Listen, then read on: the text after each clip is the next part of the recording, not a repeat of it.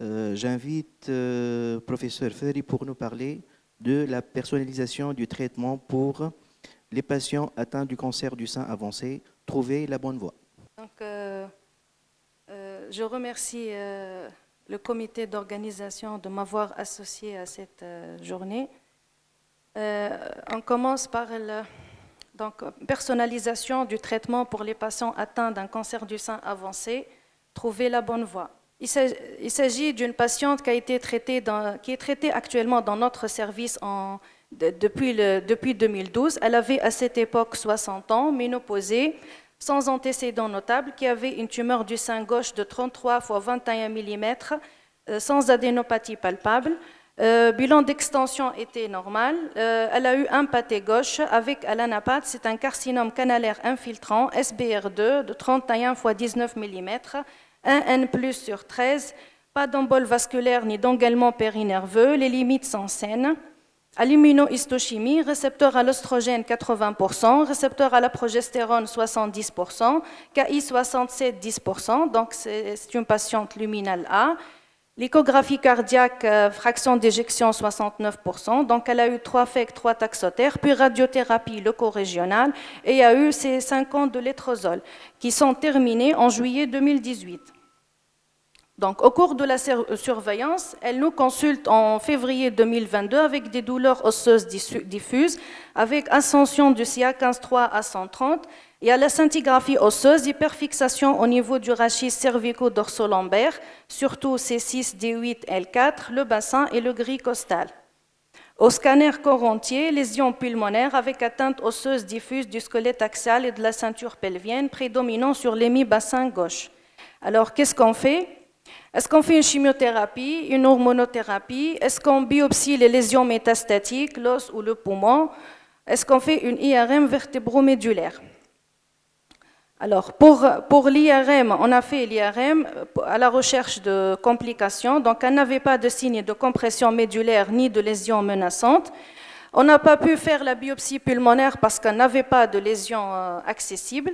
Donc, finalement, elle a eu une biopsie osseuse qui montre que c'est une métastase d'un carcinome compatible avec une origine mammaire, récepteur à l'oestrogène 70%, récepteur à la progestérone 50%, le KI HUR2 négatif, KI 67, 25%. Donc c'est une rechute osseuse et viscérale 3 ans et 7 mois après la fin de l'hormonothérapie adjuvante. Elle a conservé le statut de RH positif, HUR2 négatif. Donc, qu'est-ce qu'on fait? Est-ce qu'on fait une radiothérapie vertébrale? Alors, jusqu'à maintenant, il n'y avait pas d'indication de radiothérapie parce qu'elle n'a pas de complications. Elle est bien calmée par les antalgiques. Est-ce qu'on fait une chimiothérapie de première ligne ou une hormonothérapie? L'indication de la chimiothérapie seulement si elle a une crise viscérale. Donc sur le plan clinique, le pronostic vital n'est pas en jeu. Donc sur le plan pulmonaire, elle est asymptomatique. La douleur est bien calmée par les antalgiques de palier 1 et 2. Le bilan biologique est normal. Donc on fera l'hormonothérapie. Donc l'hormonothérapie est équivalente à la chimiothérapie en première ligne dans les cancers du sein avancés, RH positif, HUR2 négatif, et elle est mieux tolérée. Donc je rappelle les critères d'hormonosensibilité. Une tumeur du sein RH positif, HUR2 négatif, métastatique est dite hormonosensible lorsque c'est métastatique d'emblée ou c'est une rechute plus qu'1 an après la fin de l'hormonothérapie adjuvante. Une tumeur hormonorésistante, lorsqu'elle rechute au cours de l'hormonothérapie adjuvante ou moins d'1 an de la fin de l'hormonothérapie adjuvante. On parle d'hormonorésistance primaire lorsque c'est une rechute les 2 premières années de l'hormonothérapie adjuvante et hormonorésistance secondaire lorsqu'elle rechute au cours de l'hormonothérapie adjuvante, mais après les 2 années, ou bien rechute moins de 12 mois de la fin de l'hormonothérapie adjuvante. Donc, notre patiente, elle a rechuté 3 ans et 7 mois de la fin de l'hormonothérapie adjuvante, donc elle est hormonosensible. Alors, qu'est-ce qu'on fait pour elle? Est-ce qu'on fait une anti-aromatase plus acide zolédronique seul ou inhibiteur CDK4/6 plus anti-aromatase plus l'acide zolédronique ou inhibiteur CDK4/6 plus fulvestrant plus l'acide zolédronique? Donc, en première ligne, hormonosensible, c'est l'inhibiteur CDK4/6. On a associé l'anti-aromatase parce qu'elle est hormonosensible, donc on a rechallengé l'anti-aromatase et avec l'acide zolédronique. Donc actuellement, l'arrivée des inhibiteurs CDK4/6 a bouleversé le paysage thérapeutique dans cette entité. Les CDK4/6 sont les promoteurs clés de la croissance tumorale dans les cancers du sein RH positifs coopérant avec la voie d'activation du récepteur à l'oestrogène. Donc, je rappelle le mécanisme d'action des inhibiteurs CDK4/6. Donc, après l'activation du complexe CDK4/6 cycline D1, il va y avoir une phosphorylation de la protéine suppresseur de tumeur rétinoblastome qui entraîne la libération du facteur transcriptionnel E2F. Et le facteur transcriptionnel, une fois libéré, il va stimuler la transition de la phase G1 à la phase S. Et donc, la multiplication cellulaire et la division et la multiplication cellulaire. Et donc, les inhibiteurs CDK4/6, ils vont bloquer ce complexe cycline D1 CDK4/6. Donc, actuellement, nous avons 3 inhibiteurs CDK4/6 disponibles. Voici les études qui ont permis l'enregistrement de ces 3 médicaments. En première ligne, hormonosensible. Paloma 2 avec le palbociclib plus létrozole versus létrozole, Monalisa 2 avec le ribociclib plus létrozole versus létrozole, Monarch 3 avec l'abémaciclib plus anti-aromatase non stéroïdien versus anti-aromatase non stéroïdien. Les 3 études ont été positives en leur objectif primaire qui est la PFS, avec la même amplitude, hasard ratio aux alentours de 0,55 avec doublement de la PFS qui passe de 12 mois à 24 mois. Et donc, il y a un effet classe majeur. Pour la survie globale, l'étude Monarch 3 a montré un bénéfice clinique en faveur de l'abémaciclib, mais qui n'est pas statistiquement significatif. Pour le ribociclib, il a montré, avec Monalisa 2, un bénéfice significatif en survie globale. Pour Paloma 2, il a montré un bénéfice clinique en survie globale, mais qui n'est pas statistiquement significatif.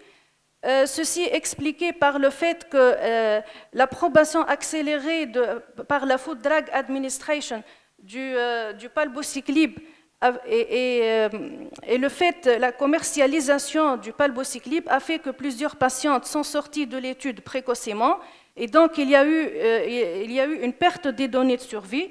En plus, le crossover du bras contrôle vers le palbociclib et en plus, il n'y a pas eu de contrôle des traitements donnés pour les patients après la sortie de l'étude. Donc, il y avait plusieurs patients qui ont eu la chimiothérapie, plusieurs lignes d'hormonothérapie et des inhibiteurs CDK4/6.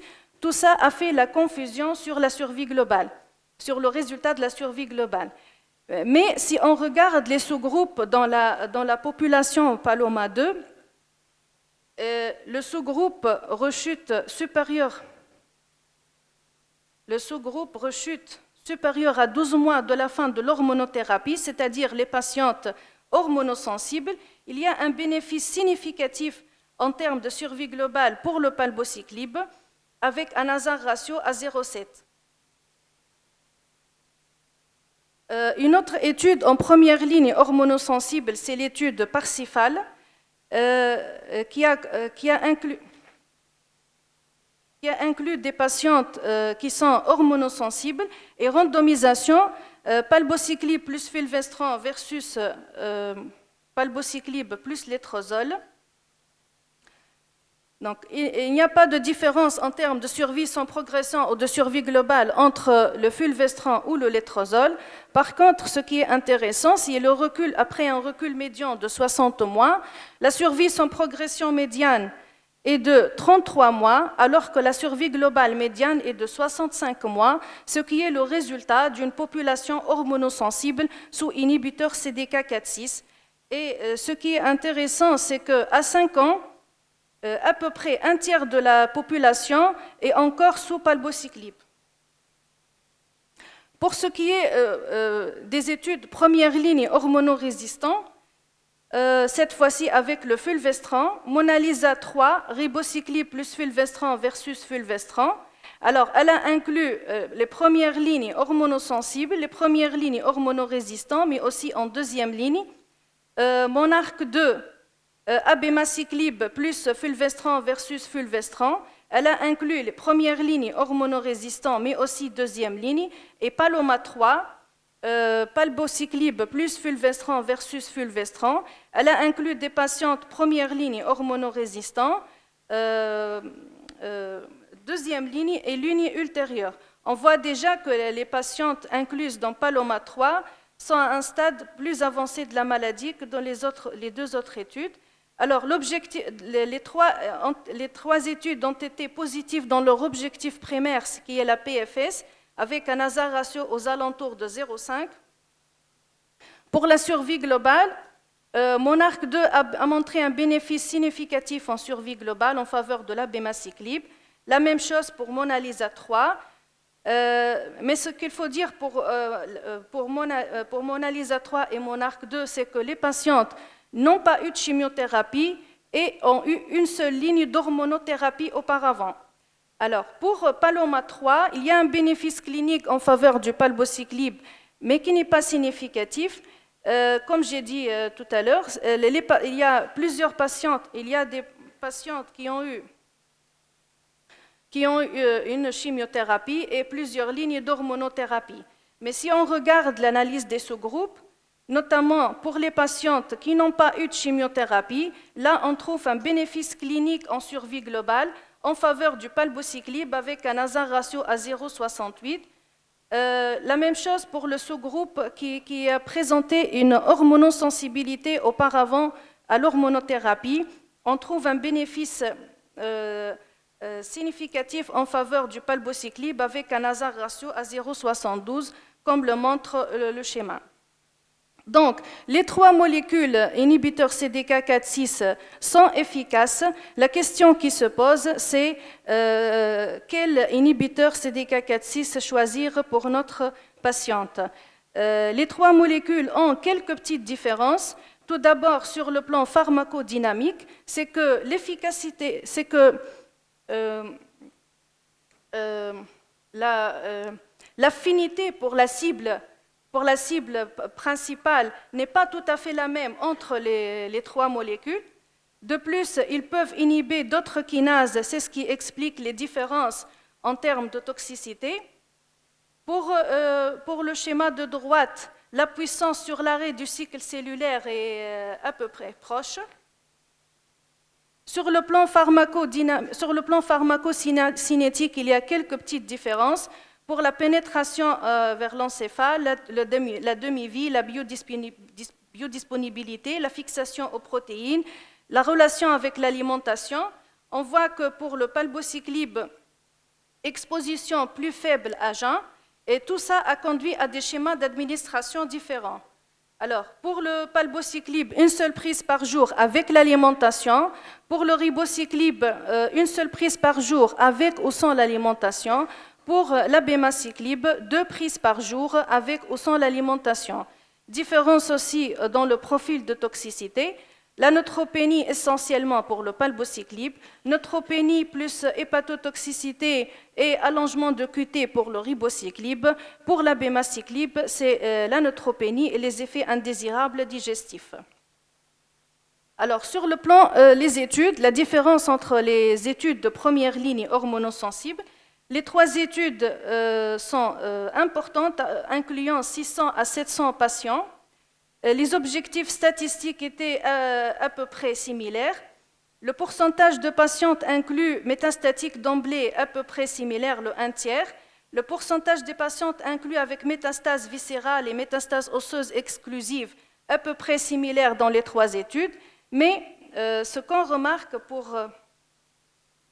en ce qui concerne le DFI, alors c'est quoi le DFI? C'est le Disease Free Interval. C'est l'intervalle qui a été bien défini dans les 3 études. c'est le délai de rechute, depuis la fin de l'hormonothérapie adjuvante jusqu'à la rechute. Et d'ailleurs, c'était un critère d'inclusion pour un DFI supérieur à 12 mois, c'est-à-dire pour définir une population hormonosensible. Donc, pour le Paloma 2, on remarque que 22% des patientes avaient un DFI inférieur à 12 mois, c'est-à-dire elle était hormonorésistante. Et c'est ce qui explique probablement les différences en survie globale.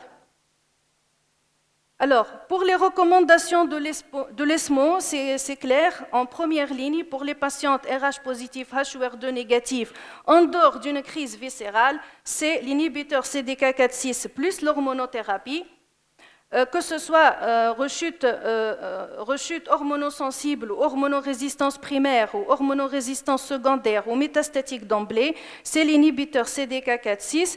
Les trois sont similaires, même s'il n'y a pas d'études comparatives face à face qui comparent les trois médicaments, et la différence en termes des effets secondaires, donc la répercussion sur la qualité de vie, et donc d'où l'intérêt de la décision médicale partagée.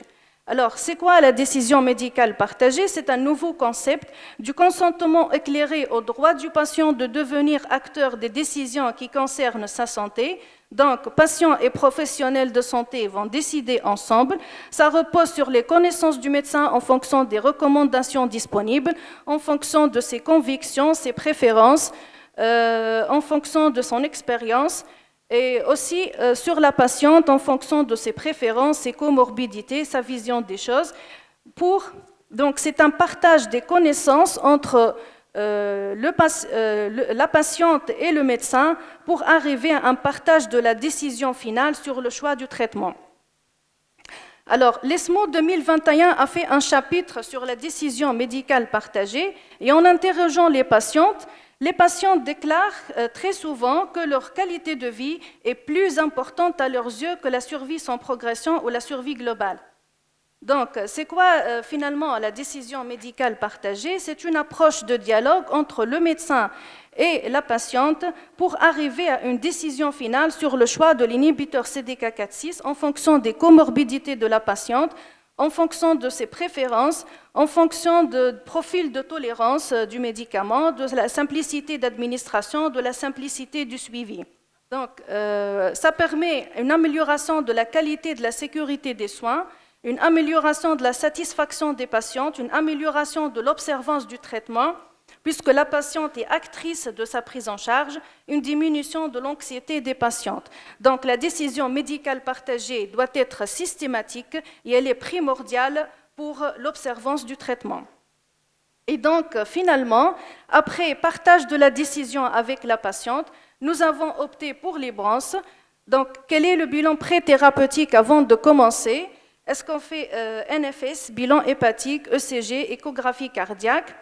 Eh bien, le seul bilan requis, c'est la NFS. Le CG et le bilan hépatique ne sont pas requis en routine. Donc, on fera une NFS au début de chaque cycle, puis et une NFS à J15 des 2 premiers cycles. Donc, elle a eu les branches à 125 mg initialement. On a contrôlé la NFS à J15. Le taux de PNN à 1800. Donc, il faut savoir qu'on ne commence le traitement qu'avec un taux de PNN supérieur ou égal à 1000. Au contrôle de J15, si on a une neutropénie grade 3, on n'arrête pas le traitement, on continue le traitement et on contrôle après 7 jours. On arrête le traitement que si on a une neutropénie grade 4 ou une neutropénie grade 3 avec fièvre ou, supérieure à 38,5 ou infection.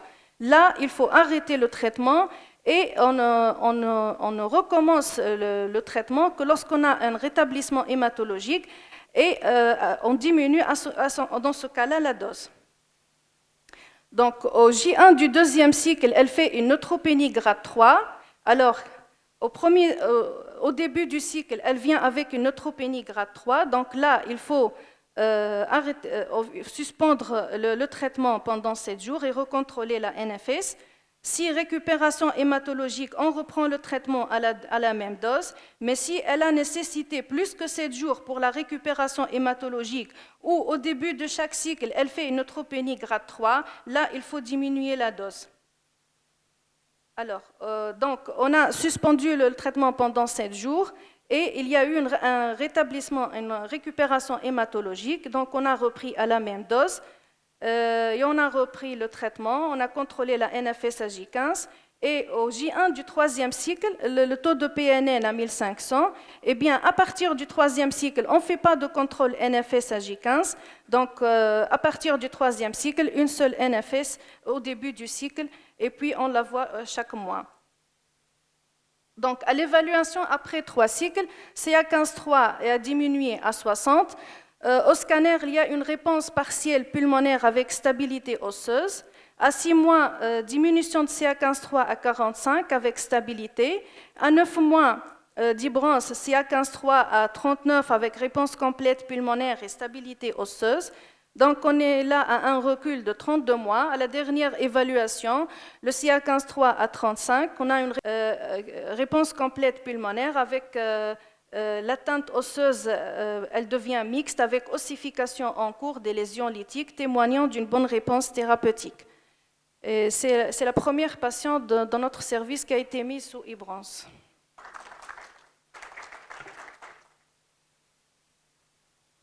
Merci beaucoup, Dr Fehri.